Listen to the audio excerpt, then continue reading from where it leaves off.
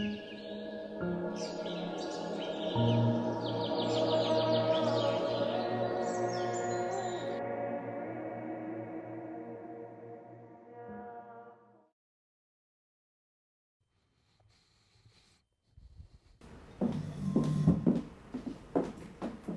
you, Martin. Martin has saturated us with numbers of projects, including the 300,000 of Polish individuals that applied for funding to fight for clean air locally under the Clean Air Programme. Also with numbers on billions of euros that we have already spent it. So if we may now come to discussing ideas, how to best program the money, how to best further work on the optimal spending of what we have in stock when it comes to private and public financing, I would like to invite to a panel Ms. Eva Hamel, Director for the World Bank Country Office at the United Arab Emirates.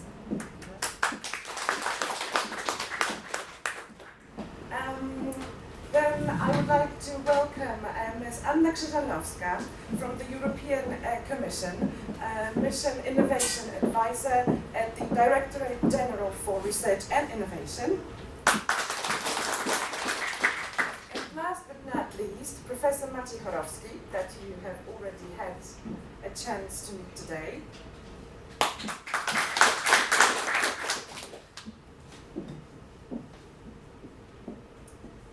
Martin pointed out to the Polish perspective, but I'm hopeful that today we also be able to talk about the global experience of the World Bank, the European experience of the European Commission, and then yet again, one of the greatest beneficiaries of the EU green funding in Europe, which is Poland, and the National Fund for Environment Protection and Water Management. And what Martin already mentioned, the climate resilience, climate neutral transformation requires from very many communities shift from fossil fuels like coal to other energy sources, and since the decades many of these communities relied on coal or heavy industry when it comes to their livelihoods. It's a great challenge to navigate these communities through the transition. So if you could share the World Bank's immense experience in navigating local communities, especially in coal regions, through the challenge of economic and green transformation.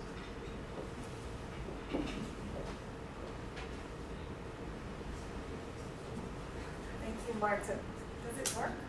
Yeah. It works. You have to Closer. Okay, perfect. Thank you, Martin. Thank you for having us here today. It's a real pleasure to be joining this panel with this lovely audience. So, the World Bank launched its new action plan for climate change last year, and it covers the period 2021 to 2025. And what this action plan places a strong emphasis on is new approaches to integrate people and communities into the low-carbon transition. What we hope to achieve is that rather than being left behind, we can have the communities be the beneficiaries of this transition. In 2018, at the COP24 in Poland, we launched a report that was entitled Managing Coal Mine Closure, a Transition for All. And in this report, we looked at 5 transition economies and what their experience has been in the transition to low carbon emissions. And what we found was that all 5 economies had a long period, sort of almost 5 decades, of an opportunity to transition away from, from their coal background. There was progress that was made over those 5 decades, but unfortunately not fast enough. And one of the main sort of findings of the report was that this process needs to be accelerated. And for all of us, to move towards the Paris targets, all OECD countries need to move much faster out of coal if we're going to do that by 2030. And as you know, this date is pretty much right around the corner. This means that we all must adopt and support our methodologies to our clients. When we think about the transition process, we can't just think about it through the energy lens. At the heart of the transition is the question of energy transformation. That's true. However, coal-producing regions, in our experience, and I think the global experience has been, that these coal-producing regions have their own specificities in terms of social, environmental, and economic factors. And so we must be mindful of that as we work with them in the process of that transition. So it's this kind of multidisciplinary and phased approach that is at the core of the World Bank's action plan for transitioning away from coal. We consider three main pillars in this transition. Institutional governance is one, people and communities is another one, and environmental reclamation and repurposing of post-mining lands and assets is the third one. And then we would do that in three phases: pre-closure planning, mine closure, and then regional transition. In our work in Poland specifically, this approach is very visible in the drafting of the territorial just transition plans, which were mentioned earlier. As you know, these documents are needed to receive the European Union funding earmarked for energy transition. So as a rule, what we have seen is regional governments have taken a much broader view of the transition process, encompassing redevelopment of the skills of the labor force, which is much needed, reclamation of industrial land, and support for SMEs. They have also conducted a lot of stakeholder consultations in the regions on these draft plans. And this, for me, sort of brings us to the second major point I wanted to make, which is it is really crucial to ensure that the coal regions in transition have a very active role in defining their future. A broad engagement of stakeholders, including those who may be affected by the transition process indirectly, as well as the broad community consultations, are really, really important in our experience to achieve this successful transition. Thank you so much, Eva. Indeed, Poland is also a splendid example where the social issues come hand in hand with the funding challenges when it comes to pushing through navigating energy transition, especially in all the communities traditionally connected with the industry, with the coal, fossil fuels sectors. We also know that not only the social interest and not only the funding is needed to make climate neutrality a reality, but also technologies that will help us to curb emissions, to limit CO2 emissions, to help us save energy. So this is why I would ask Anna for the European Commission's experience past the decades of active, proactive funding of not only clean energy infrastructure, but also development and deployment of new technologies, pushing the transition forward. So what would be your experience to date, and what financial instruments have you envisaged at the EU level to support innovation in the field of energy and environment sector? Thank you very much. Good afternoon, ladies and gentlemen. It is my great pleasure to show you a few glimpses to how the European Union is taking the challenge of green transition forward. I will start with bad news, actually two bad news. The first one is there is not enough money. There's never enough money. We've already had echoes of that from the presentation of Marcin. We need to really focus not only on making sure that the public sector financing and the private sector financing goes step in step, but also to simplify the links between the two. The second point is, even with the money, it is very difficult to make sure that the blending or the coherence between different sources of financing is actually well produced from the early innovation, early transition stage of different technologies towards their deployment in countries, in regions, including in the core regions. Now the good news is we've been thinking about it a lot. I think that for many countries there were two elements of dogma which dominated the economic discourse before. The first one is that we approach our technology by sector.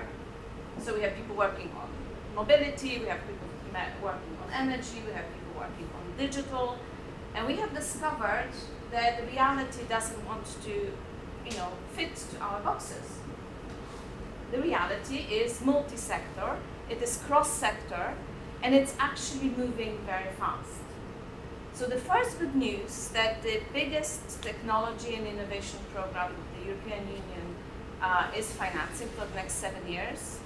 We're talking billions here, so it's 95 billion euro over the next 7 years, will be to a large extent cross-sector and multi-sector, with the traditional approach to energy transition, to the digital transition, our twin transitions that we have proposed, but also getting missions, getting ourselves a challenge which needs to be resolved, our men on the moon moment. And we have identified a number of areas, including cities, including oceans, including adaptation, which is very important for the pole regions, in order to not to find a technology which is going to be our silver bullet, and we'll sort it out with batteries. So we're not going to sort it out with batteries. We need to put a question and find solutions around them. So I'm hoping that this is going to help. Now, public sector in the past has been considered sort of early stage, a little bit of help to the big innovation story, which was entrepreneurs, which was private sector money. Well, for those of you who are still convinced that this dogma is working, I suggest you read the book by Mariana Mazzucato, which explains in minute details that 80% of technology using in these fantastic mobile devices that everybody has in their pocket is actually publicly financed.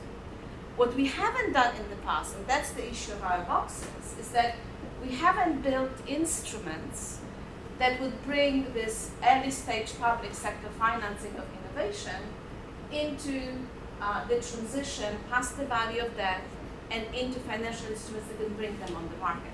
And here's the good news. The good news is that out of this 95 billion, we're financing 10 billion in the form of European Innovation Council, which is a little bit like your fund in Poland, which is bringing grants, equity, into, on one hand, the priority-driven innovation, and on the other hand, bottom-up innovation from various entrepreneurs. A great innovation of the innovation policy itself. We also, for some years now, bring the guarantees to the work done by the European Investment Fund, and as of this year, also some other financial institutions, EBRD, possibly the World Bank for certain aspects, where we guarantee part of the exposure of this institution so that there is more deployment and scale-up financing on the market. And this is at 26 billion euros in guarantees, which we're hoping to leverage to over 360 billion euros of market financing. So this is the continuation of a very successful Juncker plan, which took some of the projects out of the slump after the last crisis. And we will be continuing working on this.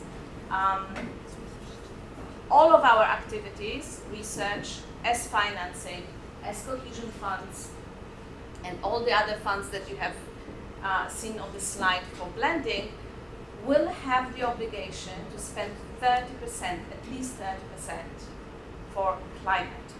And my final point is that perhaps the biggest policy innovation that happened in November, almost 2 years ago, with the new Commission, was that we have stopped thinking about this transition solely in terms of cost. And I think that it may seem banal, but this is the moment when we actually focusing more on the potential benefits that the transitions can bring than the cost of this transition, which is still quite impressive and sometimes makes us feel that we'll never make it. But the truth is, sooner or later, maybe later, but hopefully sooner, there will be benefits of that transition. And my final point is that we are not the only ones that think this way. Bill Gates, who has a group of investors called breakthrough energy investors around him, who are willing to put patient capital in equity, so with the expectation of return, has joined forces with the European Commission. And he's now bringing also public sources, which will match our contribution to that fund, the Catalyst Fund, 1-for-1. So we're having private sector investing in grants and in the continuation of the financing, past the valleys of that, into the transformative energy initiatives. I'm sure some of them will benefit also projects in transition, but with everything that you already do, I believe that the returns will be there, maybe not as quickly as we were hoping, but definitely before we all retire. Thank you. Thank you, Anna. So, Professor, according to what Eva and Anna described, we have that social aspect, public and private finance blending challenge. We have the innovation opportunities to be blended in, and that cross-sectoral approach that we should be promoting. And from the Polish experience of decades-long lasting system for polluter-pay principle and for agile blending of external sources, which sectors have proven to be those of the greatest challenge, of the greatest financial needs, and what kind of financial support positively impacted the daily operations of entrepreneurs, of local communities and individuals in Poland? Thank you very much for this question. First, I would like to continue what was said here, that the big companies that are considered as being very innovative, that did not pay a lot of It's working or not? And this one? This one. Must be innovative to exchange microphones. To trust each other that it makes sense. Well, so being innovative does not mean that you must spend a lot of money on R&D, on basic R&D. Out of 5 GAFA companies like Apple, Microsoft, Facebook, Apple, which is sometimes considered to be most innovative, has almost spent nothing for R&D, but the company managed to make the best use of money spent on such laboratories like CERN, Geneva. So they were very smart observers that if money go to basic research because of human curiosity, they should not be forgotten because it makes sense to observe what are the impacts of big projects. So I think that is the first rule: develop when necessary, cooperate whenever possible, and be a good observer. What does it mean? That in Poland, even if we sometimes think of ourselves as being in a very specific position because there is no such another country in Europe that is similar in our power generation mix. 85% still dependent on coal. The other country that is in a little bit similar position is South Africa. Very similar energy mix. But at the same time, it is our strong point because it cannot stand as it is forever. We know that we have to do something due to two facts. Our power generation sector is quite old, so it must be rebuilt. On the other hand, we have to make a good choice of the technology. And it's not an easy task because we have to keep energy available for the industry and for people. And at the same time, we have to generate a completely new power generation mix, what means that for some transition period, we will have to support two systems. The old one, which is still to be supported for a couple of years, maybe a couple of decades, just to make a new system to be born. So that is, and to make it, and I think it's bad information because it's costly. We pay twice for the same one for electricity. It's good information. We do not make a change that is like a step function or revolution. People that are living in coal sectors, they have time. In my opinion, 50 years maybe it is too long because what you really need is one generation to change behavior. So the minimum time that you can plan a big change in behavior is something like 25 to 30 years. 50 is two generations, and it may be so some changes are accepted in 20 years for what we observe now. It's much easier to discuss some problems today than it used to be 20 years ago, at the beginning of the century. And as we are a little bit different than other countries, I think the Polish big chance is to make use of other parties' expenses. Power generation, but also why we are very keen and enthusiastic about electromobility. The concept that was brought to our reality by Dr. Kurtyka, our Minister for Climate and Environment. Because we do not have in Poland a long, old industry producing car engines.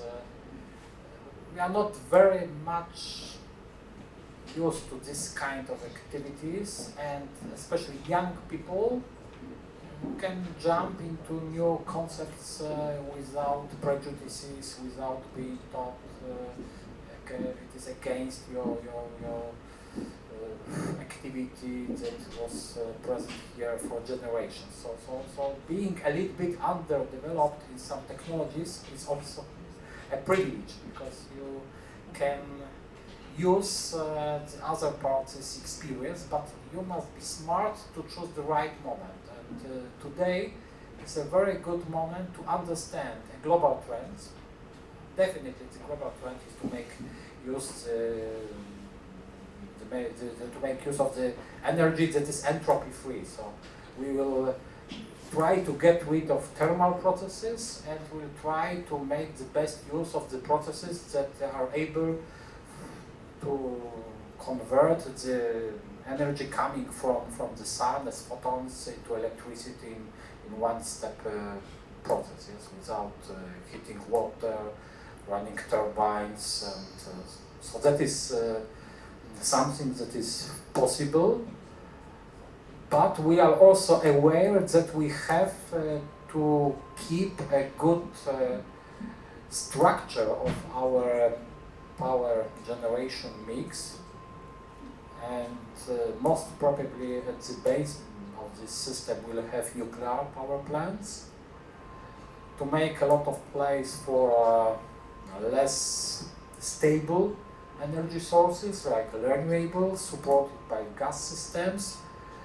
And coming back to our activities in our fund, as Marcin showed, first of all, we are very smart in merging different financial sources and we are really good at making the best use of local money, so national money combined with European money. We understand how to mix different ways of support. We provide donations or grants, we provide loans, we provide also investment money. And what we managed, the organization is over 30 years old, is to not only to get public acceptance, but a trust, because it was already said that giving a relatively small help, something like 1,000 euro, to convince 500,000 of individuals to invest additional 4,000 or 5,000 euros in small photovoltaics installations that, if integrated all over Poland, now provide power of about 4 gigawatts, it was already said, which is of 10% of our whole power generation system. Of course, energy generated out of photovoltaics is not so optimistic, so it was step one. The step second is that we must provide some more stable energy sources, and it was a very good opportunity. One slide showed that we have something like 300 local heating plants which are completely or not very efficient from thermodynamic point of view, so we would like to replace them with cogeneration. If we go to cogeneration, well, not to combine it with the waste management system, also a very good example.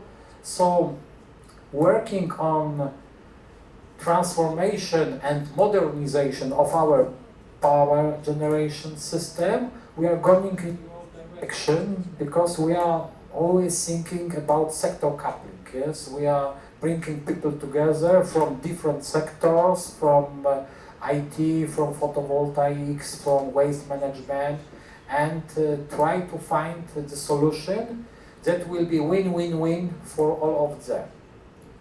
And first of all, it makes sense because we have to do something. We inherited very polluted environment. We managed to get rid of most of the pollutants, but we also have to modernize the power system, the ways of.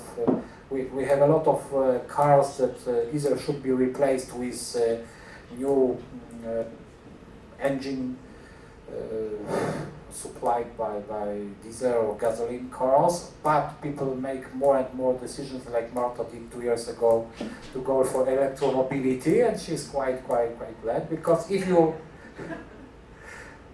of course, it is not for everybody, because, well, but some situations where you have the distances that are not long enough, and, you can live with it. So coming back to the conclusion, I think that 3 positive things in Poland now are that we really know how to make the best use of money of different sources. Several years ago, working in different agencies that was responsible for innovative policy in Poland, National Center for Research and Development. I came here to Dubai for the first time, and we are discussing the possibility of organizing in Poland common investment fund based on Sharia law, and it was possible. It was possible. We can adapt to different systems of so that is the first very good thing. The second one is that we are really aware scope of the changes that we have to do in our country, and they must be done in good harmony with the global trends, also with climate policy. So we are not against it, we understand the goals, but we have to choose a way also leaving our old habits, and we understand that the time constant is something like one generation. So that is the second. And the third is good news is that we have a lot of young people that are very smart in engineering, that are very smart in IT, that are very smart in working with in different environments. Some of them are here now, and they are really this generation that will make it. Thank you very much. Thank you, Professor. Indeed, I admit to being a pioneer in my village, 30 kilometers from the city center of Warsaw, driving my little electric car and making other villagers believe that it's possible to charge your car and reach the city and go safely back home. So this is my humble contribution to the green transition in my area. But coming back to the optimistic perspective that the professor drawn of one single generation, be it 20 years, to actually make the shift complete, to make the transition to climate neutral economy actually happen. And since we know that the World Bank has been the key provider for climate finance globally, and since public money are crucial but never enough to fill in for all the low carbon infrastructure, innovative energy and environment technologies investment need, what could be done by institutions like the World Bank to scale up private financing? Given the example of the Polish positive experience of the PV panels around the country, where little seed money from the National Fund for Environment Protection of around 20% of the total cost of investment brought Polish people enthusiastically to invest additional 80% in their PV panels on the rooftops. Thank you, Marta. Okay, this works great. Thank you, Marta. So I'll make a couple of quick points in response to this question, hopefully very succinct. So as I mentioned earlier, in 2020, the World Bank launched its new climate action plan for 2021 to 2025. And this action plan really marks a paradigm shift in how we look at climate change. We're really trying to move from investing in green projects to greening entire economies. And from measuring inputs, which was kind of the traditional way of looking at things, to measuring actual impacts. Now in this period, as countries are trying to find a way out of the disruption caused by COVID-19, and just before COP26, we feel this is a major moment right now in the global climate action. Some of the key highlights of this action plan that I wanted to share with you are the following. The first one is a big step up on financing. The World Bank Group as a whole has set targets for about 35% of its total financing to focus on climate for all World Bank projects. The second target has to do with the financing for the poorer clients, the poorer countries, low and middle income, which we call IDA. And for those, we have a 50% target for all financing to support climate adaptation. The commitment to aligning financing flows with the Paris Agreement means that now our financing will really account for climate considerations going forward. Then we're also looking to ramp up support for countries to shape the green and resilient and inclusive recovery. And a core part of that is the focus on 5 key systems. Okay? We have energy, we have cities, we have transport, we have manufacturing, and the last one includes agriculture, food, water, and land. These 5 systems account for 90% of the global greenhouse gas emissions. So it is these 5 systems that face the biggest impact of climate change and have to be moved towards adaptation going forward. To do that, as Marta mentioned earlier, private sector financing is critical. So it is really essential for countries that don't already have to develop local capital markets, so they can make greater use of these markets and fund private investment for climate adaptation and mitigation. We strongly believe that climates can unlock new economic opportunities and jobs through climate actions, which is what was mentioned earlier by Martin. What do we know?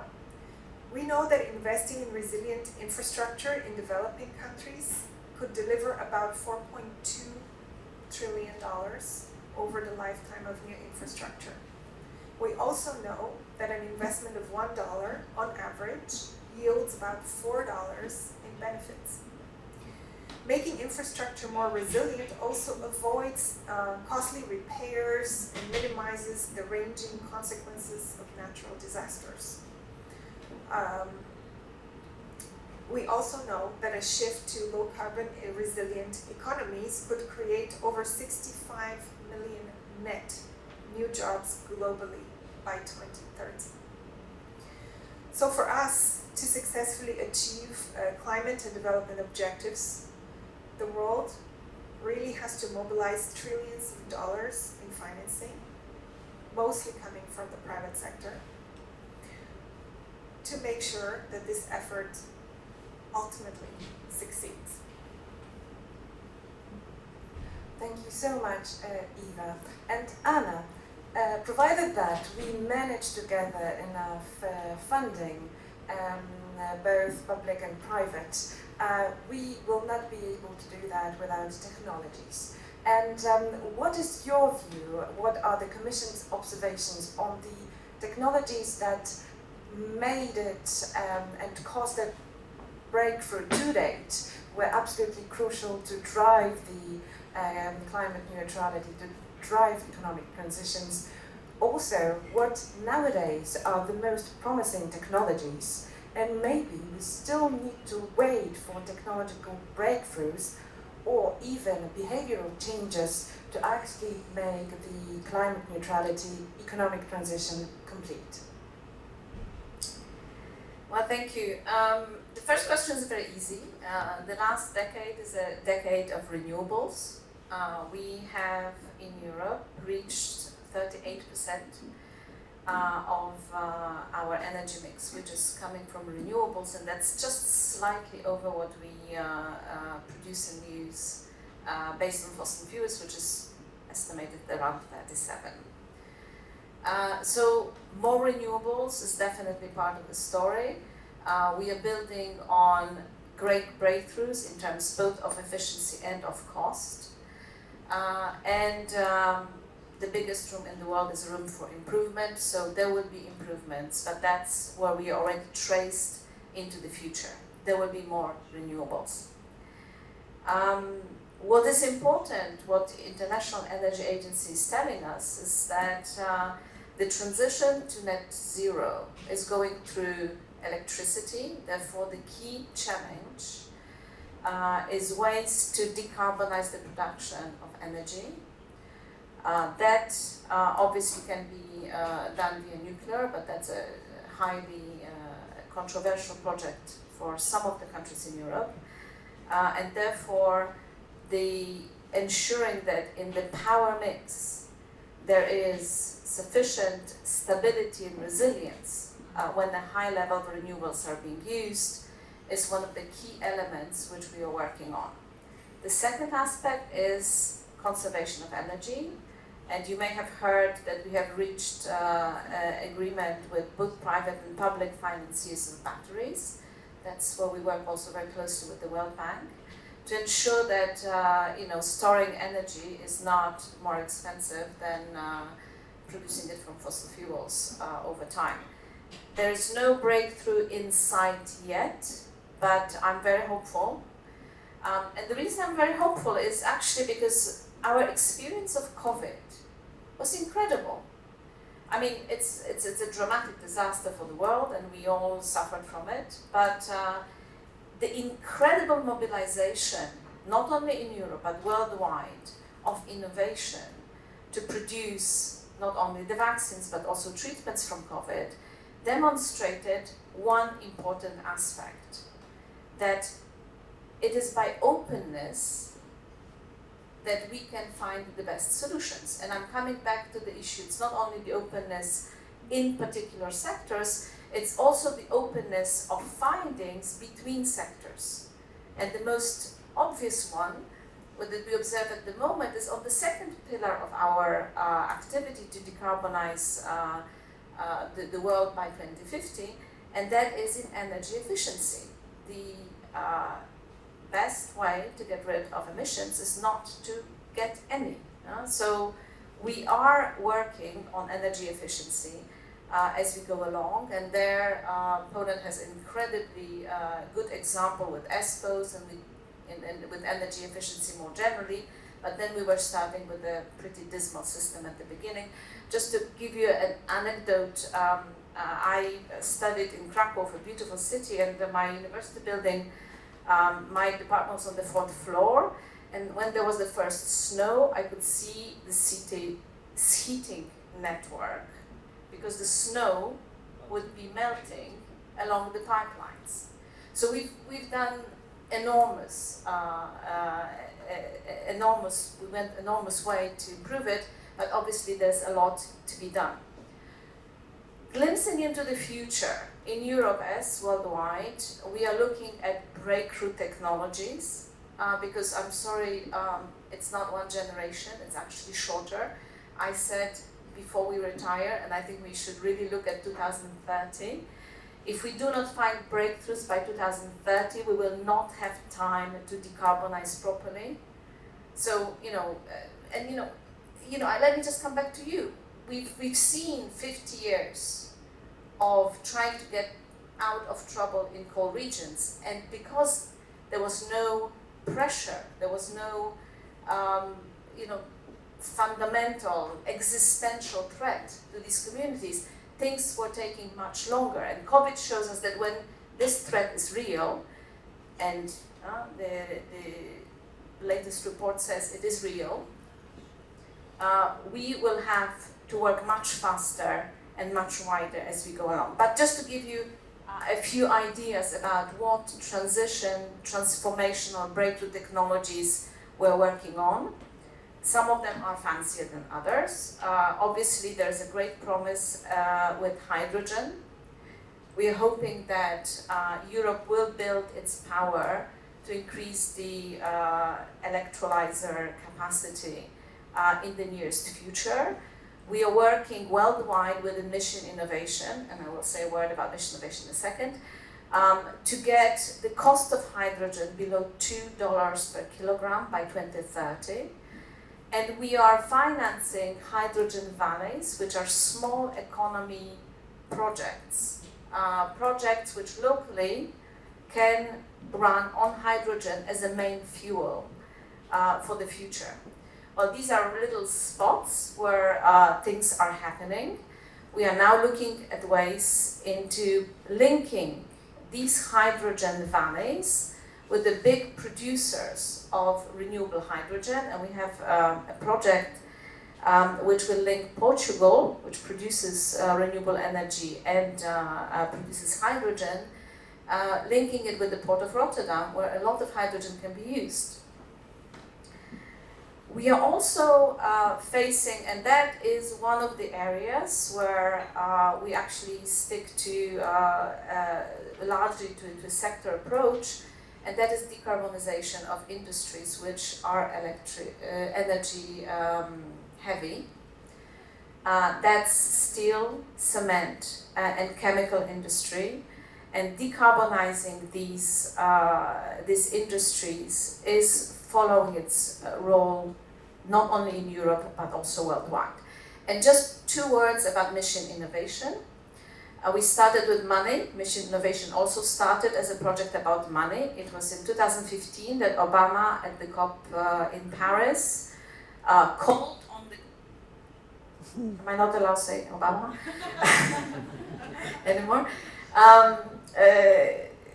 Called on countries to double financing for innovation in clean energy transition. Over 5 years, 24 countries in the European Union made that commitment. We almost got there. There was over $18 billion of additional fund over the last 5 years that ended up in the projects of innovators and researchers to promote and progress the energy transition. As is very often the reflection these days, Mission Innovation 2.0, which we launched in June, obviously virtually, as was the tendency, is focusing on impact, and it's working on missions. Now we've launched 3 missions, which we would like to bring the technologies to the tipping points. One on shipping, making sure that by 2030, at least 5% of all vessels will be running over decarbonized fuels. And shipping is like a country. It's responsible for 3% of carbon emissions worldwide. On power, I already mentioned that, making sure that high level of renewables can be used in a power system, and we would like to see 10 to 15 demonstration projects like that worldwide. And one on hydrogen, with hydrogen valleys and the reduction of costs. At the COP26 in Glasgow, we are hoping to launch a mission on cities, perhaps the most transformational one, as 70% carbon emissions will be coming from cities by 2050. So without cities, we're not going to get there. And there we would like to really make sure that whatever investment decisions are taken by cities, that the innovations in heating and cooling in buildings, in the mobility, in transport, and in energy infrastructure is built into these innovative plans.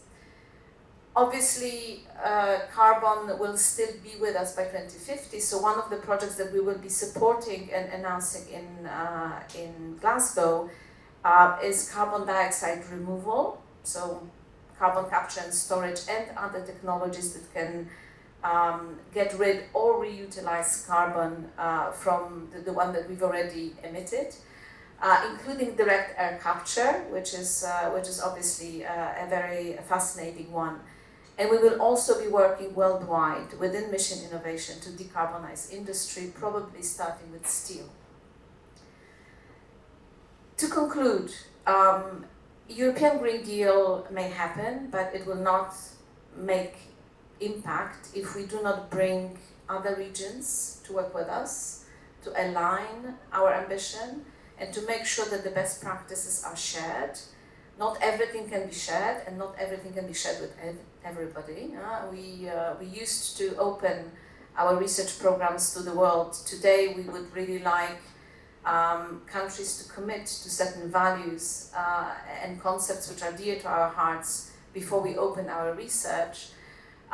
We also would like to see some reciprocity on taking these contacts together, but we will work with the world on research as on deployment to make sure that first, we can do it by the time we retire, and second, that no brilliant, transformative project will remain in the drawer somewhere for the lack of interest, support, and financing. Thank you, Anna, both for answering the question, but also for the optimistic summary to your interventions today. And I would pass the floor to a professor asking a question that I would hope that would also serve as a summary of today's panel. And then last but not least, ask Eva for her last message to us. So, Professor, summing up the discussions to date, what optimal strategies for funding and sectors crucial for climate resilience, for economic transitions, for climate neutrality you would see in the coming years?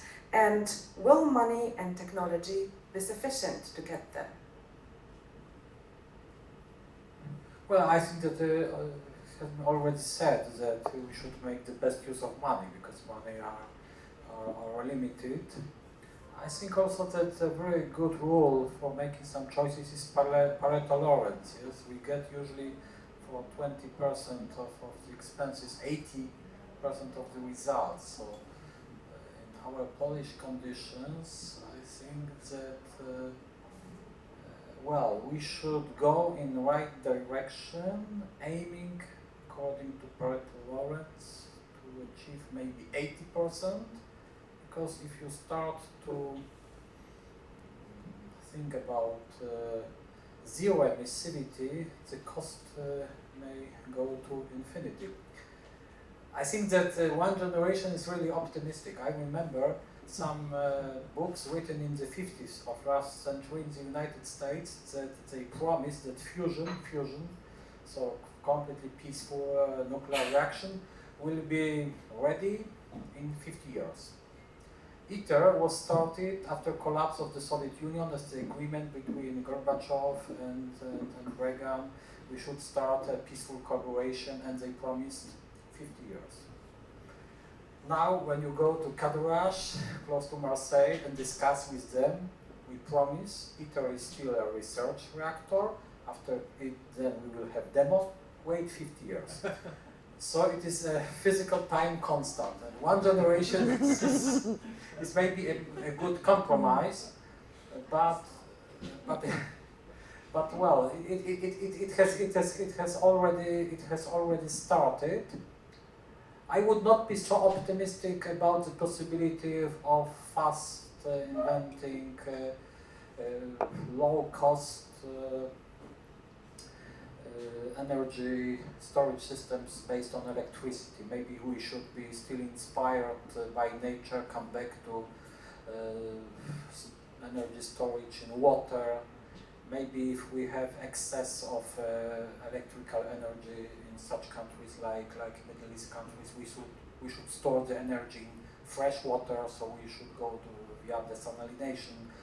Electricity is very convenient, but in contrary to thermal or other forms of energy, it is to be transferred on long distances in an easy way, and even coming here from the center of Dubai, a very huge transmission lines, so this miracle city is depending on fossil fuels and traditional electricity transmission, but it's very difficult to be stored. So maybe we should focus on using electricity for transition and look for some new technologies for storing it. Definitely hydrogen is something that will happen for sure, because it gives two possibilities at the same time. There are even projects of generating electricity in northern Africa and bringing both the electricity and energy with, I think, liquefied hydrogen and superconducting cables to Europe. What is optimistic? The technologies are already there for a lot of processes. Yes, we have very good hydrogen technologies. We have good, but you're right. That, if we are not pushed for our niche of comfort, we'll never leave it. So maybe this is the moment that we are really pushed out from some niche of comfort. People are a little bit afraid of it, so they should be given some measures of being safe in this transition period, because they would not like to risk their life, they would not like to risk their families. Some style of life is to be also to be defended. I think that in Poland we are still in this very unique situation, because our young generation still hopes for better life than their parents, which is not always the case of the West or in the United States, where there is also plateau and young people are afraid we'll never have the same boost in our lifestyle as our parents in the 60s and the 70s. In Poland, we are still increasing, so we are much more dynamic and much more eager and greedy for success.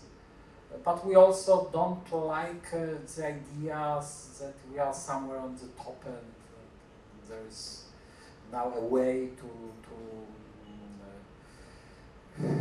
get a little bit confined because so we must combine in Polish environment and Polish conditions aspirations of young generation and responsibility for environment, and I think that we are managing it now in a good and harmonic way.